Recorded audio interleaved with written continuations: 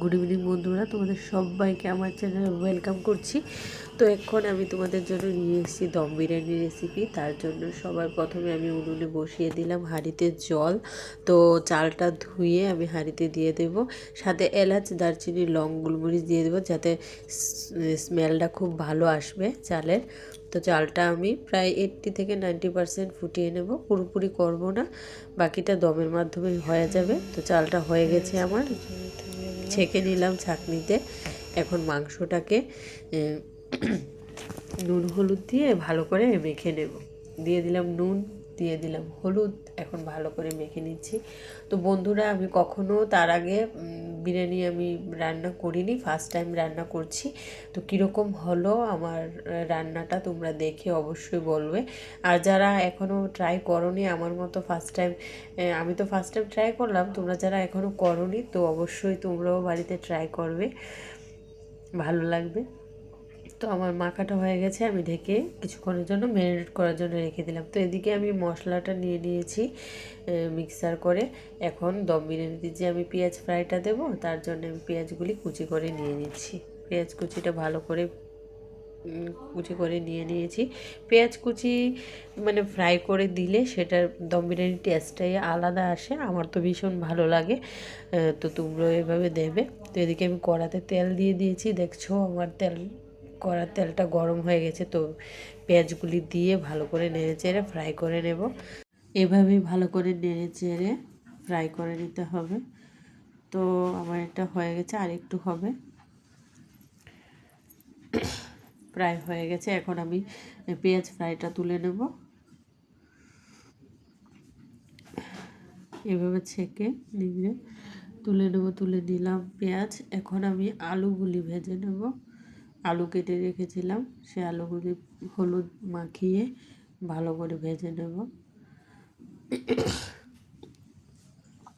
অন্যদিকের কড়াতে আমি মাংসগুলি যে ম্যারিনেট করে রেখেছিলাম সেটাও আমি ভেজে নেব।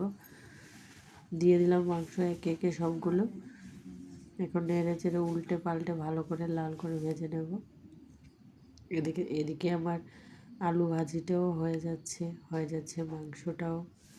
ব্যাস, দুটো একসাথে দিয়ে একটু তাড়াতাড়ি হয়ে গেছে মাংস ভাজি। দুটোটা নামিয়ে নিলাম। এখন আমি কড়াতে দিয়ে দেবো মাংসের জন্য ফোড়ন। তো তার জন্য আমি তেজপাতা, গরম মশলা ফোড়ন দিয়ে দিয়েছি পেঁয়াজ কুচি। যে মশলাটা রেখেছিলাম তাতে নুন হলুদ দিয়ে মশলাটাও কষিয়ে নেওয়ার জন্য দিয়ে দিলাম। এবার নেড়ে চেড়ে ভালো করে কষিয়ে নেব। জিরে ধনেটা একটু জল দিয়ে গুলিয়ে দিয়ে দিলাম। জিরে ধনেটাও ভালো করে মিক্স করে নেব, একটু ভালো করে ফ্রাই করে যে আলু আর মাংসটা রেখেছিলাম সেটাও ভালো করে রেখে মশলাটার সাথে নেড়ে চেড়ে ভালো করে এভাবে মিশিয়ে নেব। একটু ফ্রাই হয়ে গেলে এটাতে জল দিয়ে সেদ্ধ হওয়ার জন্য দিয়ে দেবো। একটু বেশি আমি জল দিয়ে দেবো, কারণ যাতে মাংসটা আলুটা দুটোটাই সেদ্ধ হয়ে যায়। আর ঝুলটা আমার যতটুকু প্রয়োজন, গ্রেভিটা যতটুকু প্রয়োজন সেটা যাতে ততটুকু থেকে যায়, তার জন্য আমি একটু বাড়িয়ে দিয়েছি। আমার আলু দেখতেই পাচ্ছ, মাংসের আলুটা তেমন হয়নি, আর একটু হবে। হ্যাঁ, প্রায় এখন হয়ে এসছে। তো এবার আমি এদিকে নিয়ে নিলাম সসপ্যানতে মাংসটা নিয়ে নিলাম। এখন দিয়ে দিচ্ছি ভাতটা, পেঁয়াজ কুচি ফ্রাইগুলি। এবার আবার মাংসটা দিয়ে দেব এটার উপর। মাংসটা দিয়ে দিলাম, আবার একটু চাল দিয়ে দেবো, যেভাবে দোকানে তারা দেয়। তো দিয়ে দিলাম ওর মধ্যে ফ্রাই পেঁয়াজ কুচিগুলি দিয়ে দিলাম, কেওড়া জল, একটু ঘি দিয়ে দিলাম, দিয়ে ভালো করে ঢাকা দিয়ে উনুনে বসিয়ে দিলাম। এবার উনুনে আঁচটা কমিয়ে দিলেই হয়ে যাবে আমাদের দম বিরিয়ানি। কিছুক্ষণ রাখতে হবে, 10-15 মিনিট রেখে দিলে বাস হয়ে যাবে দম বিরিয়ানি। তো এবার আমি বাড়ির তোমাদের সবাইকে অসংখ্য ধন্যবাদ আমার সাথে থাকার জন্য। ভিডিওটা ভালো লেগে থাকলে লাইক কমেন্ট শেয়ার করে দিও। Thank you so much.